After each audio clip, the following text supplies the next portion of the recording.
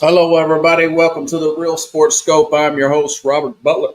On this 10th day of September, got a great show with you for tonight. I'm going to talk about week one's biggest games in the NFL. Didn't get to everything I wanted to talk about, and then I'll bring that up after the break here. Um, definitely, definitely impressed with the way the Chargers played, going all the way back to Friday night. Even the Cowboys play pretty well. But I mean, what a Herculean effort by Buffalo and whatnot. We'll get to that. I'll give you my take overall on everything. Stand by. We'll take our first and only break, and I'll hit the ground running here on the Real Sports Scope. Hello, Sports Scope followers. The program has seen tremendous growth since going 5 days a week. I just wanted to thank everybody for your cash contributions and sharing the program with friends and families. Just a reminder, if you want to contribute to the program, go to the Cash App, the cash sign, and Sports Scope. There are other ways to contribute to the program listed at the bottom of the screen. If you want to advertise on the program, go to sports, that is sports with an S, another S, scope, SKOPE, at gmail.com, just like it's listed at the bottom of the screen. Thank you and enjoy the program. All righty then, I'm back here live. No, I did not get to everything I wanted to talk about today. I actually didn't do Uber. I came straight here thinking I was going to be ahead of everything. Just to be honest with you, folks, I'm pretty disturbed about what happened with. Now, listen, this is not a political show, it's a sports show. But I have to go the route of being an influencer instead of going the route of trying to be some kind of associate producer at some uh, radio station or whatnot. I'm kind of going that way. So, but when I found out what happened today and saw the video of influencer Charlie Kirk getting killed today, I could not help to watch that. Getting shot like that on live, on video and whatnot, where everybody see guy got shot in the neck. 31 years old. And I guess my point about that is the whole take on that, and I'm not going to go into that because this is not that kind of show, is that since I'm technically in the media, I have a background in media, I think that the media should really, really, on both sides of that aisle, even in the sports world, should really look at, and I understand it's free country and First Amendment, I get all that, but really be careful at how you talk about certain political, and I know some of the politicians have spoke out against this on both sides. Kudos to them, but the idea of the idea of calling people names like that um, on your panels and giving these big platforms, it just seems so irresponsible. And I hope that all media outlets on all sides really take that into notion, calling people fascists and all that. That's sad for that to happen. Just a quick take on that. This is a sports show. I'm gonna get to NFL week one reactions. I practically, and that's all I have to say about that. Like Forrest Gump said about the Vietnam War. But anyways, okay, so I was practically spot on with the Titan score. I mean, it's off by 2 points. But anyways, here's my overall take on just week one in NFL. I thought it was great. It was a major success in my opinion. Like college football week one, Ravens Bills was a classic. 81 points scored that particular game uh, against a lot of nail biting games, including the loss at the Chargers there and the Kansas City Chiefs, really coming down to Justin Herbert making that third and long play there. Justin Herbert making that third and long play with his legs. There was a key fumble in the 49er Seahawks game. Same thing, key fumble there in the Rams game. We're talking late in these games here. Nail biters right down to it. Just one key play, you know. A missed field goal. And I thought that Atlanta game would be tight with the Atlanta Falcons and the Tampa Bay Bucks. Man, does that Emeka look good, rookie. Playing really well. That's why I picked him to win that division. And I tell you what, folks, it was just the best week. And even the Philadelphia game was pretty good. It was dramatic there. The Eagles and the Cowboys was pretty dramatic there for a little while, for a little bit there, especially when Jalen Carter gets kicked out of the game. And by the way, I think that was totally justified. A lot of people's not going to I want to hear Jalen Carter's side of the story. But going back to last Thursday, since I've been on since then, we were talking during this incident. We had the show going on, the spitting incident. I don't know why, and I love Dak Prescott. Why are you spitting on the ground in the first place? You know, guys got to play on this field. No one of you sees it's not a grass field; it's like a carpet. You know, do you want one of the players to fall down to your slava? It's nasty. Why are you even doing that? You know. And did Jalen Carter overreact? Yes. Well, he gets kicked out of the game. He's fined $57,000. They call that kick out and the suspension, and it was a major. They were what, 8.5-point favorites or something like that. The Philadelphia Eagles, they won by 4. Dallas had a chance to win this game multiple times.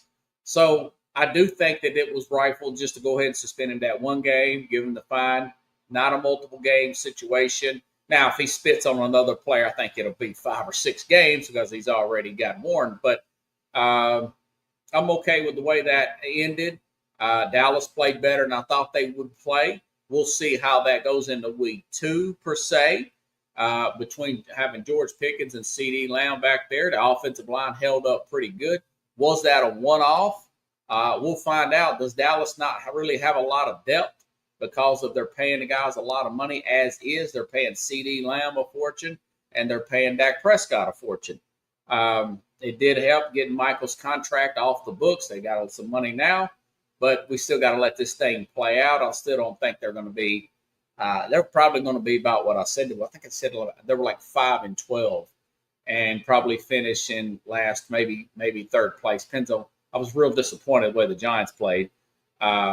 We got to let this thing play out. But it wasn't a bad game, though. That's my whole point. It's a nationally televised game. Wasn't a bad game. Okay. So let's go to the most exciting game, in my opinion, of the weekend was Sunday night. And listen, folks, once you get to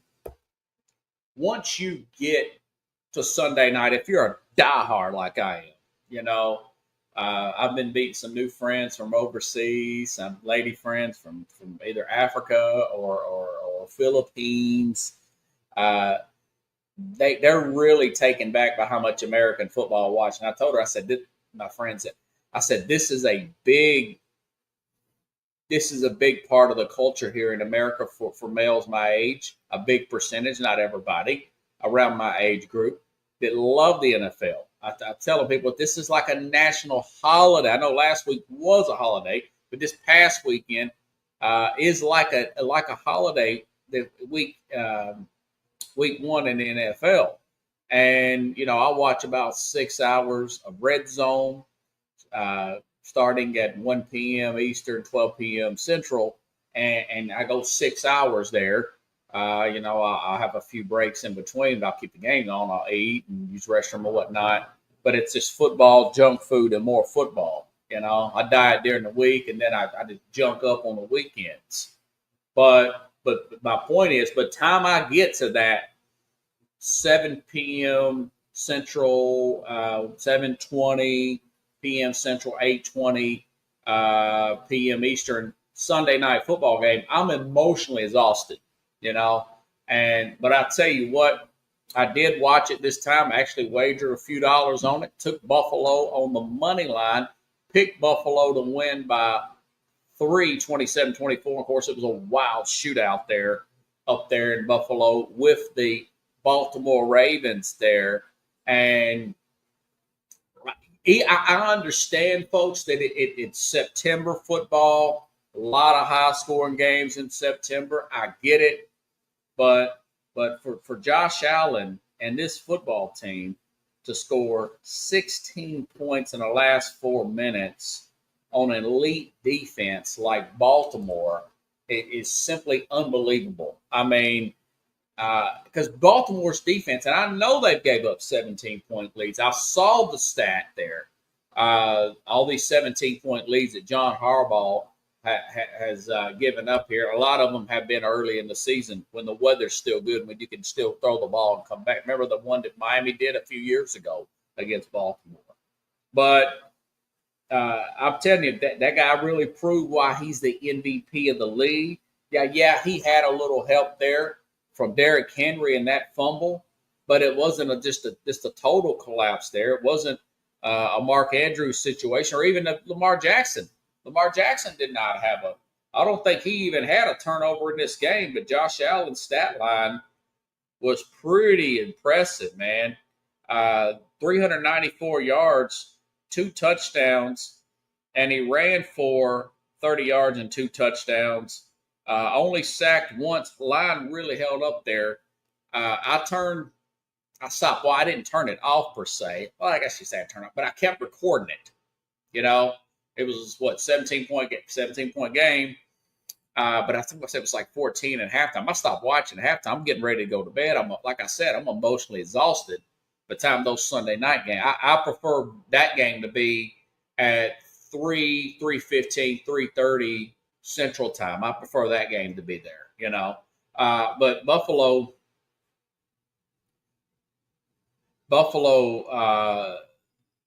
that don't happen in Baltimore. Am I disappointed in Buffalo's defense? Yes. Yes, they went all defense in the draft practically, 5 straight defensive players. They picked up Joey Bosa, made a big play there to stop Lamar Jackson at the very end on the run play there per se. But I'm disappointed in their defense and whatnot, giving up Derrick Henry, I know he had the fumble, 77 yards. He just has Buffalo's number per se. He has their number, you know. But it was a classic. I tell you, it was a classic. One to remember. Now, I think a game like this would help. If you're the Bills, you definitely, and I know Lamar doesn't care, but you definitely want this game played in Buffalo come January with your fans there. When things slow down, the defense tighten up a little bit. I do think on both sides, and I know it'll be on Baltimore's side, but I do think on both sides, these defenses will get better as the season goes along. Baltimore does every year. I still got faith in the Bills defense to get better as the season goes along as well. Okay? Didn't nobody play great defense except for Denver this week. I mean, look at all the money that Pittsburgh spent on defense in the offseason. Big extensions to J.J. Watt. They added Jalen Ramsey. They added Darius Slay. And who else did they add? Those are big pickups right there. Re-signed Cameron Hayward. I mean, they spend the most money in the NFL. They don't even have Baltimore's defense, and they gave up 36 points and just got ran through like a hot knife through butter by that New York Jet running game and almost lost that game. You know, but anyways, very impressive, Herculean-like effort is the way I describe what happened in the Buffalo Bill Baltimore Raven game. Okay. All righty then, moving right along to one big game after another. Listen, this LA Charger game, just like I said Thursday with the Mad New Yorker there, I would probably be doing what I was Friday. doing Uber after work. I get done at 3 o'clock Central Time, and I drove to about midnight after work, after my day job, because I didn't want to do too much driving on the weekend because I had too much football to watch, right? But I almost forgot about this thing. About 9:30, I wanted to take a restroom break, and I'm 2.5 hours in. I'm like, oh crap! The Kansas City LA Charger game playing down in Brazil is going to be on YouTube. So I'll turn on the YouTube, and I'm watching this game. I want to say Rich Eisen's calling it. He's if I'm not mistaken, and Kurt Warner, if I'm not mistaken, and he made the comment, or one of them made the comment that Greg Roman, and I totally agree, the offensive coordinator for the LA Chargers, that is the best game he's had since the Chargers offensive coordinator.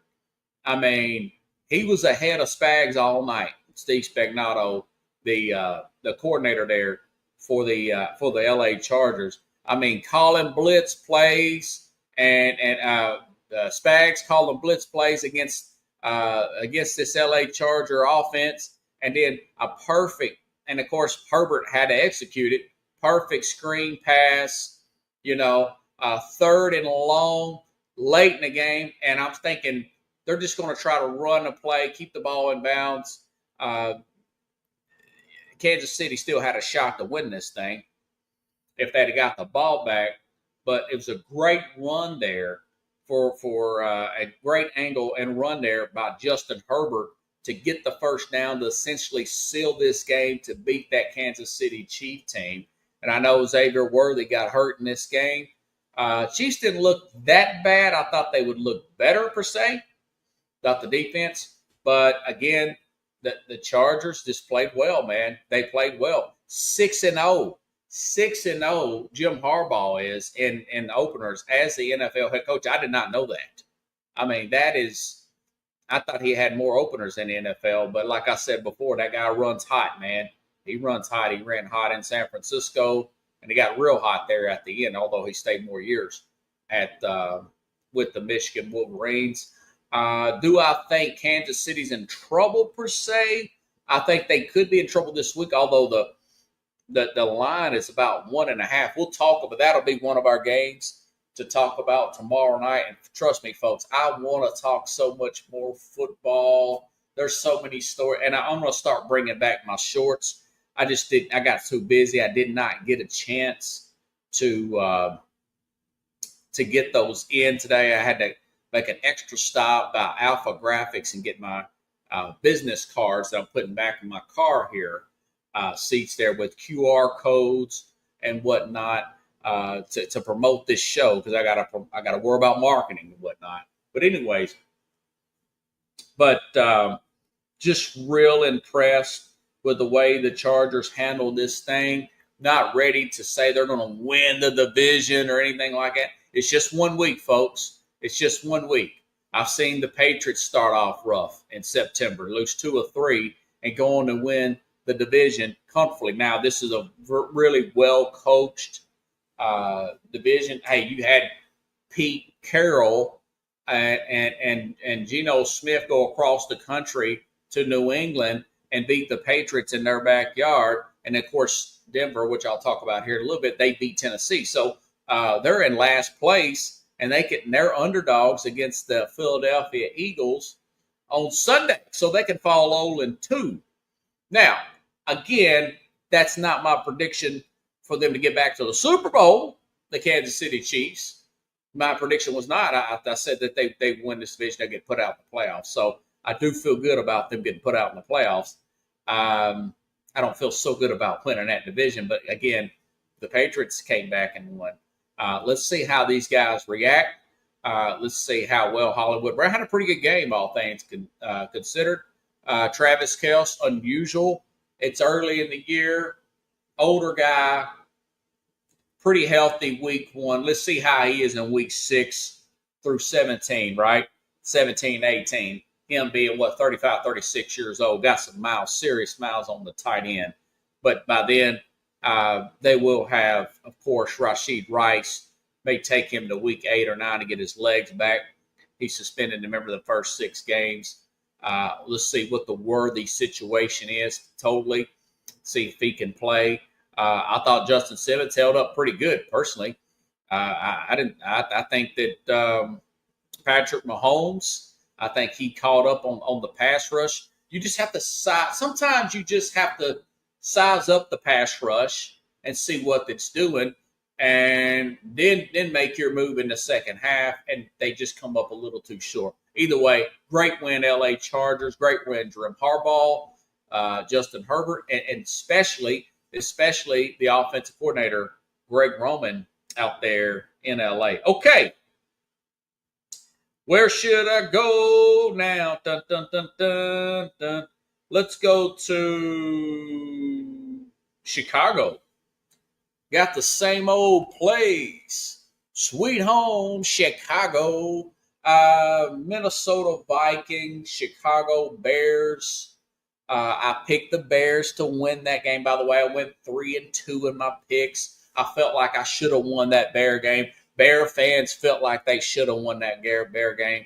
But being here in Nashville, felt like Titans should have won that Bear game last year to open the season. So it's kind of like weighs itself out, you know. Speaking of Bear, there's an old adage, an old coach, and you would hear this on video games. I think it was on the Montana 94 game, you know, the sports talk game, the Montana Sega game, but, you know, kind of like the Madden and everything. And I've heard this coach is saying this all the time. You know, it's an old coach is saying, some days you get the Bear, and some days the Bear gets you, talking about wins and losses in the NFL. I mean, 17-6 going into the fourth quarter. Bears look to be in total control of this game. You got that 11-point lead at home. You got a banged-up team. I think Dershaw finally played, but he was banged up. That's a left tackle there and you got a first-year starting quarterback there, J.J. McCarthy. You're on the road against a very talented Chicago Bear team that has a coach that used to be your offensive coordinator for Detroit. He's got about 6 years or 12 games. 6 games. I'm getting ahead of myself. Maybe 7. Experience of coaching against Brian Flores, the defensive coordinator there of the Minnesota Vikings. So I thought it was going to be fine. They played the Vikings tight last year without Ben Johnson. Talk about Chicago Bears at home. So I was very confident that the Bears were going to finish this thing off. And, you know, it's a different skill set. He admitted this. Ben Johnson said, hey, I didn't make the right moves here. I take some of the accountability there. But Coach O'Connell there, Kevin O'Connell there for Minnesota, he just flat out coached him. He made better adjustments than Johnson did in the second half. J.J. McCarthy come out of his shell, you know, like a lot of young quarterbacks, you know, do. I mean, you're getting a feel for, like I just said in the other game, in the Chiefs game, J.J. McCarthy was simply getting a feel for the pass rush in the first half. Throughout the third quarter, he shakes it off. He's getting the timing when he should either throw the ball to receiver, throw the ball away, or run. And he made some big runs in that game, showing off his athleticism, and making some plays, looking like a beast down the stretch. And, you know, how good a coach is Kevin O'Connell? Man, I mean, J.J. McCarthy is a guy that you talk about a guy that's blessed or lucky or whatever you want to call it. I mean, you go to college at Michigan with that running game and that defense, and you got Jim Harbaugh, a former NFL quarterback, very successful head coach in the NFL. Well, he went to the Super Bowl, very successful. And then when you go to the NFL, you've got a top 5 quarterback guy, easy in Kevin O'Connell as a head coach there. He's right there with McVay, and of course Andy Reid's still the best. He's got the best resume. But I tell you what, I'm really, really surprised at what I'm thinking. What does this quarterback whisper say? You know, uh, just he's kind of like the NFL version of USC's Lincoln Riley, who coached the guy he went against there, and Caleb Williams. I mean, you look at the players that Lincoln Riley has coached. He gets everything out of those guys. It's kind of like a Nick Saban guy for a defensive player, right? I mean, you look at Kyler Murray, pretty good game last, second contract, big contract, Lincoln Riley. Who was the other one there? Of course, Caleb Williams. He got the first contract, number 1 overall pick. But Jalen Hurts, second contract there. All right. Baker Mayfield, second contract, one also, 2-time division winner with the these guys are just average quarterbacks. None of those guys are going to be superstars. And I don't think right now, I know it's just 1 week, I don't think Caleb Williams is going to be I'm not calling him a bust yet, but I just don't think he's going to be a superstar. It looks like right now that Jaden Williams is the better player, and I don't see any more climb in Caleb Williams. There was a reporter, and I didn't catch his name, that done a piece out on Caleb Williams in his time since he's been drafted to the Chicago Bears, how the entitlement issues. The reporter talked about a lot of the players wanted Tyson Badgett to be the starter last year. How this guy wasn't listening to coaching and whatnot. That's not good. That's not good. Although that being said, I think he looked good in his last game and a half of preseason, the time that he did at the very end there, played.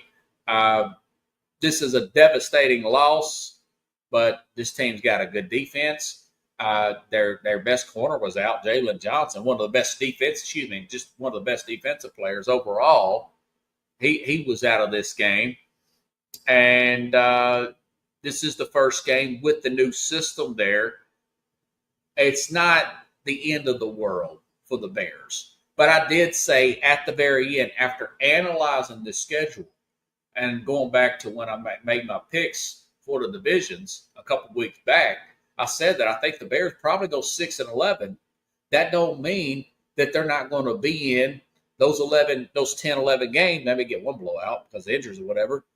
That won't be one-score games or games that come down to the fourth quarter and some crazy mistake. In other words, they're going in the right direction. The question is Caleb Williams going to go in the right direction? Is he going to transcend? Is the playbook, and I don't think that, and I am a fan of this now, adapting your playbook to the strengths of your quarterback. I wouldn't shove my system, talking about Ben Johnson here, on Caleb Williams. If it's not clicking, it's your job to make it work. That's what Andy Reid does. Okay, that goes all the way back to Philadelphia.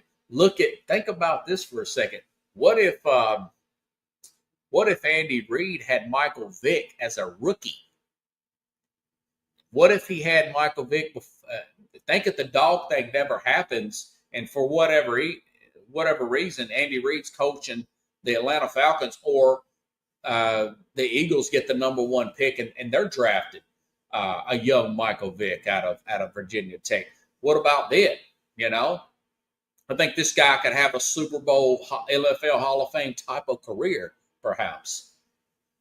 So I'm still on the wait and see approach right now. Doesn't look great for Caleb Williams, but you got to know the guy's a good athlete. He's a competitor. And I think it may take a few more weeks for it to click here. But that being said, yeah, with that running back core there, with that receiving core there, with this improved offensive line, the excuses for Caleb Williams are running out. As far as Minnesota, I'll just wait and see. That may have just been one game fluke.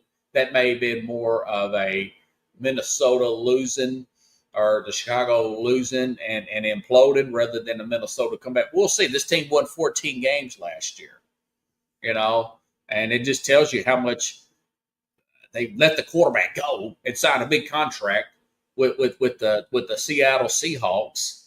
and they rolled with the guy who came off injury.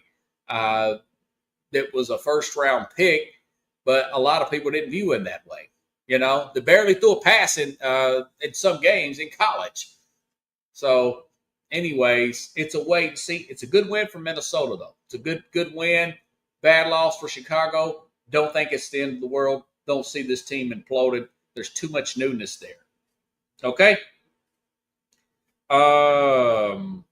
And of course, they play Detroit next week or this week. They play Detroit this week, and both of these teams going to be ticked off. One got humiliated. Both of them basically embarrassed themselves in two different ways, if you think about it. This Detroit team that played Sunday against Green Bay. Let me take a sip of water here. Been talking 30 minutes straight without a break here.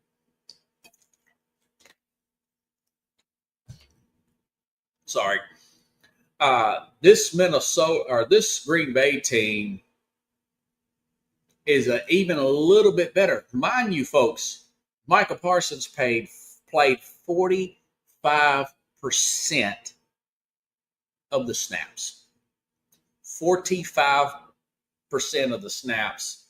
And he got a sack in there. I want to say,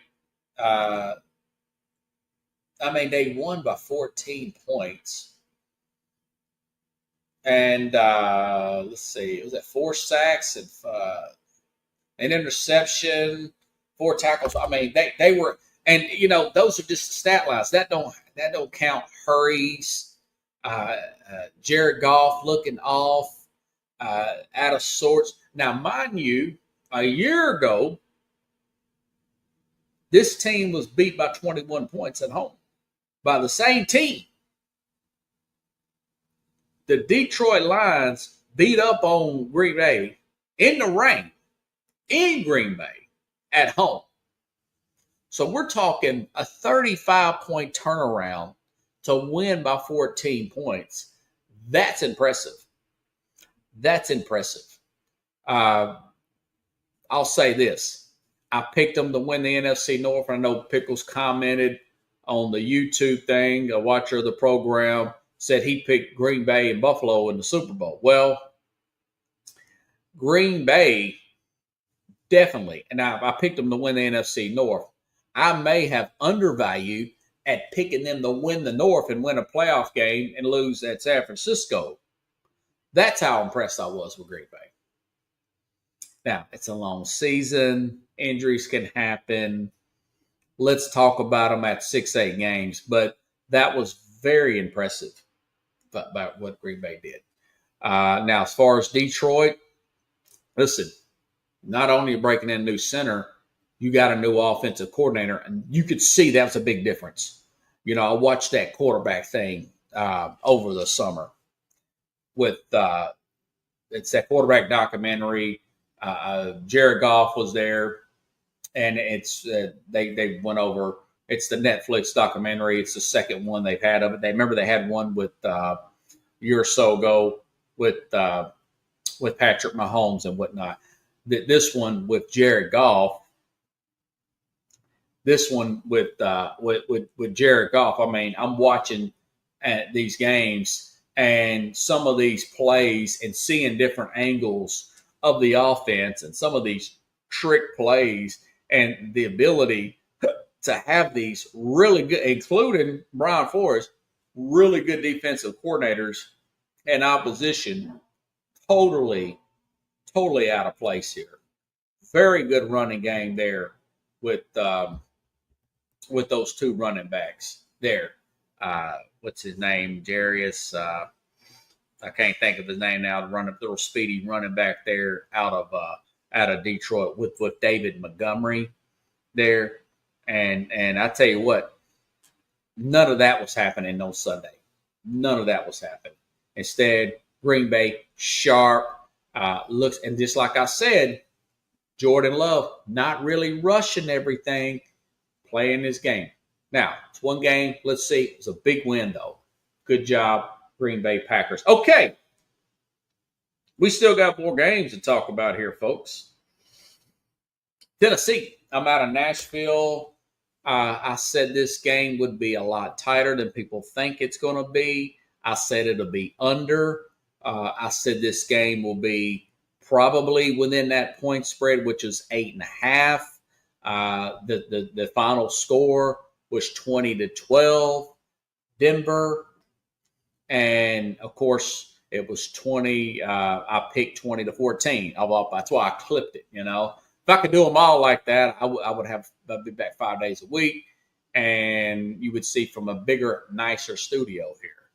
As you can see, it's not the best looking studio in the world. But anyways, biggest take of that game, a few things. Number one, I understand you got a rookie quarterback there, Brian Callahan. Bill's his dad.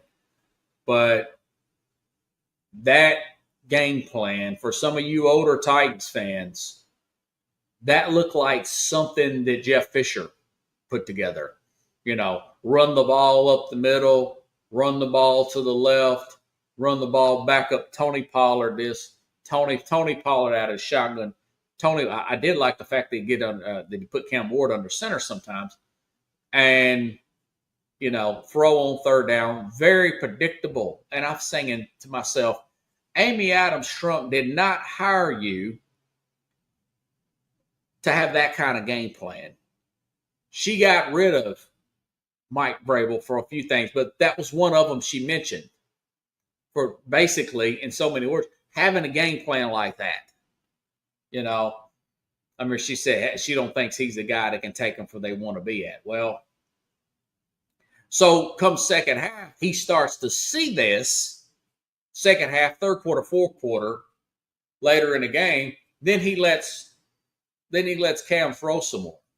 And we had 4 drop passes there by the Titans, hitting the guys on. See, you've got to get that timing early. You got to call them plays early on first down. Okay, you got to, because you not only is it going to shock the viewer, it's going to shock the defense. And I think he's overthinking it. I think he figured that out towards the end there when they almost had the safety there, the Titans. So he's a lot of second guessing. There's something came up, but he didn't know the rule about the elbow or whatnot. He looked like a young 40-year-old coach there. The guy that got the job because his dad's a coach here. That it looked like a nepotism thing. Now, I think some of his schemes are really good. I think they're going to work things out. But I was impressed. Titans caused 4 turnovers in this game. Okay. Bo Nix looked out of sorts all game long. But they felt confident. They made the proper adjustments. They won the game ultimately, they being the Denver Broncos. Okay. Do I think that they're as good as people say? Probably not. Bo Nix struggled, but a lot of that was Tennessee's defense. A lot of this didn't show up in the box score. But Denver's defense was the best defense in the league last week. Least amount of yards, number 1. A lot of that was just playing way too conservative there for not Brian Callahan. What does Cam Ward need to work on? A lot what I said Shedeur Sanders needs to work on. I saw this at Miami. I did not see as much of it at Miami, but I did see it at Miami, and that's Cam Ward turning his back on the defense, doing that spin, turning your back, and losing 10, 15, 20. Yeah, don't do that. These guys are way too quick in the NFL. Not a lot of players can get away with that. Lamar Jackson can barely get away with that. But, he's one that can get away with it. But you've seen him do that before and lose the football. Lost the fumble last year, one of the key plays that cost them the playoffs against Buffalo last year. Okay? But that, as far as the receivers, the guys will catch the ball next time. I do think that. Could they use some upgrades there? Yeah. But I wouldn't put too much into that. I just think the timing was off. He was throwing those timing passes. 1-2, throw the spot, quick throw the spot. I don't think the offensive line did that bad. I know J.C. Latham got hurt in that game, but he came back in. I think that they look predictable. I think Brian Callahan called a scared game. I think he's going to look at the film this week and say, we got something here on defense. L'Jarius Sneed played in that game. The cornerback that missed several weeks last year, big cornerback signing, big trade that the Titans made last year, brought him in from Kansas City. Tennessee, these guys all look healthy this week. I'm telling you right now, we'll talk about this game tomorrow between the Rams and the Titans. And the Titans got as good a chance to beat the Rams as they did the Denver Broncos. You know, these guys got to come across the country and play on a short week. Okay? They got to come across the country and play on not a short week, play an early start time. And the past says that they get off the slow starts when they do. So I'll give you analysis of that. So thought the Titans looked really good despite the loss. Denver not so much, but Denver's defense was legit. They did play well. Don't want to take anything away from their defense and whatnot. Let's see. So I got Buffalo, Cincinnati, Detroit. Speaking, who was it? Cincinnati. Speaking of Cincinnati, they almost lost that game to Cleveland. I don't know what it is with this team to start the season, but they do not start the season well at all. And I know that Cleveland has matched up well against them before. They've got a veteran quarterback in Joe Flacco. They've had all them picks. I like that Dylan Sampson, former Vol there, running back. But they did get the win. They're not that impressive, but a win is a win. It's a lot better than a loss there for the Cincinnati Bengals. So they're leading the division, folks. Well, they're tied with Pittsburgh. Now, I thought Pittsburgh would beat the Giant. I picked them to beat this Jets team. And again, I mentioned this earlier in the program. Pittsburgh, very disappointed in their run defense. I mean, it's up there with the Buffalo Bills. The problem with the biggest issue, and I'm sure the fans are going to see this, took a Herculean. I mean, great game there by Aaron Rodgers. Did not see that kind of game. I mean, who did think? What, they scored 30-something points? Yeah, I'll get into the ball. Yeah, 34-32. Yeah, 76 point. Now that, come December, January, it ain't going to be that. But that was my biggest take. I mean, 182. Yeah, you heard that right. 182 yards rushing off that Denver defense, off that Pittsburgh defense. 107 yards. Breece Hall was getting past these guys every time. Justin Fields, 48 yards, 2 touchdowns rush for Justin Fields. 16-22, 218, 1 touchdown. Fields got sacked once. He did make some bonehead plays at the end, but it was the Pittsburgh defense that really threw me off. But you go back and you look at the box score, 4 touchdowns. Who would have thought that against this defense with Quentin Williams and who was it? Sauce Gardner on the back end. Pretty good defense. That is a good look there. DK Metcalf, four catches, 83 yards. 4 catches, 70 yards, a touchdown for Calvin Austin there. Pat Freiermuth got his 3 targets, caught all 3. That's going to be a key player there for this team coming up. I predicted they would go 5-0, and then they would start to have problems. As it is, I think they're a little light on that defensive line. I think they got some adjustments to make on the defensive side. They'll eventually make them. They're just not going to be as good as they're paying. They pay the most for defense in the NFL, and they gave up 32 points, and they gave up 182 yards rushing. That's not good. But, hey, a win is a win if you're a Pittsburgh Steeler. And another big take, and I want to say this, Aaron Rodgers looks a lot better, and people say, hey, listen, it is what it is. The guy had 4 touchdowns. This offense under Arthur Smith there is very simple, okay? Run the ball, play action, very simple offense. This is 2 years past his Achilles injury, Aaron Rodgers. 2 years past his Achilles injury, and it's starting to show. He looks pretty freaking good. Now, is he going to play 17 games? Probably not. If you get 15, that'd be lucky. If you get 14, you'd be in good shape. It's just everybody else around him. But he did get sacked 4 times, and he got back up. He got hit a few times there, but he got back up. And listen, 4 touchdowns is 4 touchdowns. That was a really good performance offensively there, out of the Pittsburgh Steelers. Another take here: Miami Dolphins totally manhandled. How about this? Colts defense looks a lot better, don't it? Lou Anarumo, the recently fired Cincinnati Bengals defensive. I guess it wasn't Lou. Now it's a 1 game. I guess I get it. Total dominating, 33-8 win over, and that was towards the end of the game. Total blowout, dominant win there for the Colts with Daniel Jones. But I said this when I was breaking them down. You do have Lou Anarumo as your defensive coordinator. You do have above average defensive line there. You do have a above average offensive line, one of the top better offensive lines in the NFL.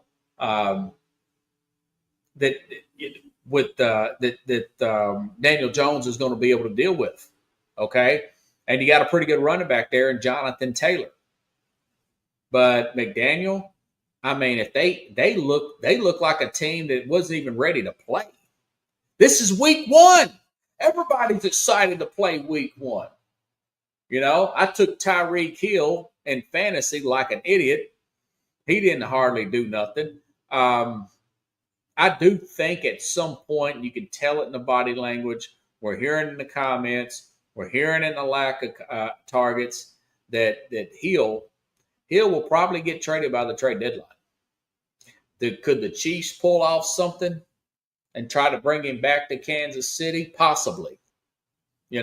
Somebody may trade for Tyreek Hill.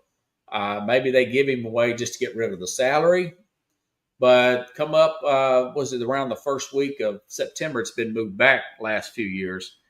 I wouldn't be one bit surprised if Tyreek Hill isn't moved. And also, potentially, A.J. Brown. Was it 1 target for A.J. Brown? Now, this week, they got to play the Kansas City Chiefs. This week, that cornerback there that they have that used to be for the Tennessee Titans. I don't got his name here. But I'll say this. That's a good matchup. And I do think that with Josh Simmons there, that there's going to be some pushback in that game. We will give, obviously, that'll be one of the 5 biggest games, Chiefs, Eagles, and a potential potential 0-2 start there for the Kansas City Chiefs. Okay, what is this guy's name? Christian Fulton. Yeah, Christian Fulton used to get roasted with the Titans there. I'm sure he got roasted a little bit. I mean, they gave up quite a few points there and some big plays to that LA Charger team.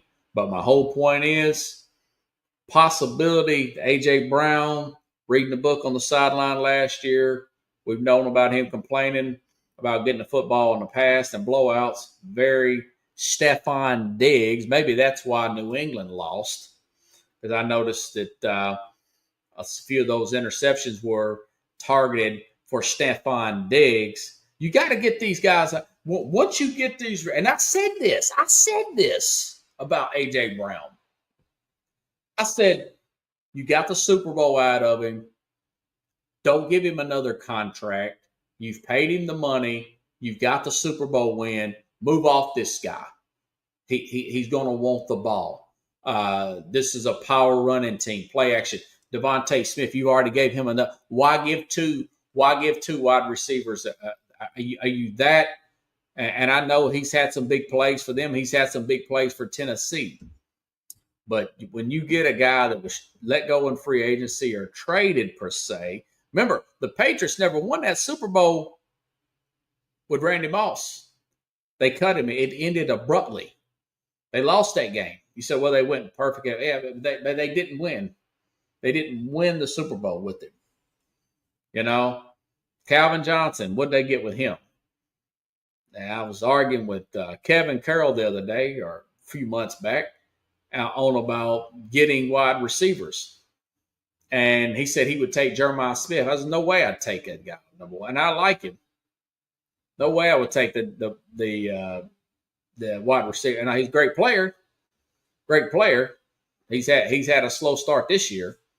The wide receiver from Ohio State had a rough playoff game against Texas last year.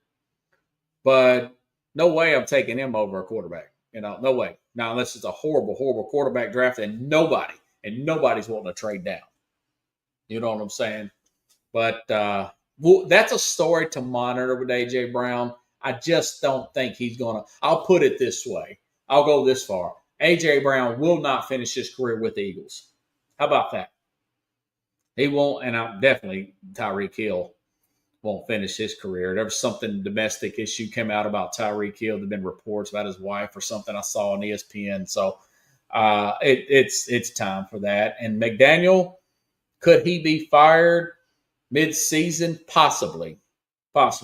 You could just start to see it. You start to see reports and stuff, and Jalen Ramsey taking a shot, a subtle shot, former Dolphin there. The guy looks to be more of an offensive coordinator than a head coach of material and whatnot.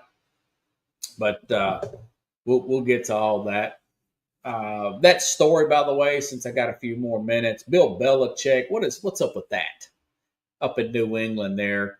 There was a story, and I didn't think it was real when it came out, that Bill Belichick is not letting scouts from the Patriots inside the facility with North Carolina.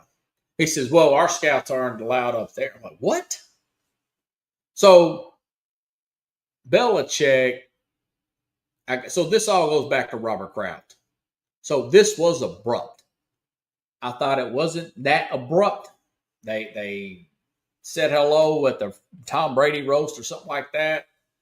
And sure enough, no, it is pretty intense. And I do still like Belichick. I think he's one of the best X's and O defensive guys out there. I've seen multiple documentaries on Bill Belichick. I know what Lawrence Taylor, the great Lawrence Taylor said about this. I know what he said about Bill Belichick and the stories he talked about, how much he respected Bill Belichick as a coordinator. Didn't at first because he didn't look the part, but it's like, man, this dude's the real deal. Parcells. But my issue with Bill Belichick is, and we saw this with his assistant coaches at other places. My issue with him is that he's not good at coaching those guys up as he is individual players. You know, he's not a good communicator with these guys. He's not a good teacher with his staff. You know, well, we saw that in the opening game, right? But look at his coaching tree versus Parcells' coaching tree, where you got guys like Bill Belichick, when you got guys like Sean Payton per se. Parcells was a better communicator with his staff than Belichick has been over the years. Okay, but in the fact that Vrabel played for Belichick, and he would take it out on Vrabel, a former player that did big things for him, that's what really upset. So it's very petty of Belichick. Belichick is more of a schemer, an individual specialist. Look out and helped a lot like Matt Patricia. Very good game plan against Arch Manning and the Texas Longhorns there. But man, was he a horrible communicator as a head coach. We saw it time and time again up there in Detroit. He wasn't bad. He was horrible. Okay. The only one that did anything, I think, is halfway decent was Bill O'Brien. But anyways, folks, if you like the show, share the show, and listen to all my friends in the media. I know some of you do, even the sports media. I mean, please, please, just try to take politics out of sports in light of this Charlie Kirk getting shot and killed today, which is insane. The news media, I mean, man, you just got to take opinions out of the news stories and bring it on guests on these big platforms, NBC, whatever, these major outlets, and just the way you report the story. I just think calling people Nazis and all this stuff and using divisive terms like saying this guy was a divisive person and whatnot, and just you really just have a come to Jesus moment, if you ask me, about that. I mean, because like I said, I'm somewhat of an influencer, you know, and I just think that, and of course, these politicians both, and I like what some of the politicians that were opposite party of Kurt said about this, that, you know, there is gun violence, any kind of political, there is no, we condone any kind of political violence, you know. And I appreciate the ones. I think they need to do that all around and not just say that after an incident. I think both sides should do that. You know, that there was no excuse for this. This guy's debating college kids' politics. Why you go down and debate the guy? Why do you got to kill the guy? Why don't you just debate the guy? You know, I mean, what do you got to shoot the guy for? He's got kids, but. Guy was self-made, man. I don't agree with him on everything, but he worked his butt off and he didn't go to college or nothing, man. I really commend that from him, from this young man, only 31 years old. So that's more of a PSA than anything, folks. Have a good night. If you like the show, share the show. I'm going to try to get a little bit of opinion on Terrence Crawford and Canelo Alvarez. Get an opinion there from Carlos on that. We'll talk about that. Tennessee, Georgia, big game, low point spread there. Looks like Vegas says Tennessee's going to keep that game close. So we'll talk about that big Saturday game in college football. And I will say Texas A&M plays Notre Dame again in a rematch. And LSU plays Florida. I didn't get a chance to talk about that head coach from Florida. Hot seat he's going to be on. But anyways, I'll talk to you later, folks. If you like the show, share the show. I'll be back here tomorrow, same time, same place, here on the Real Sports Scope.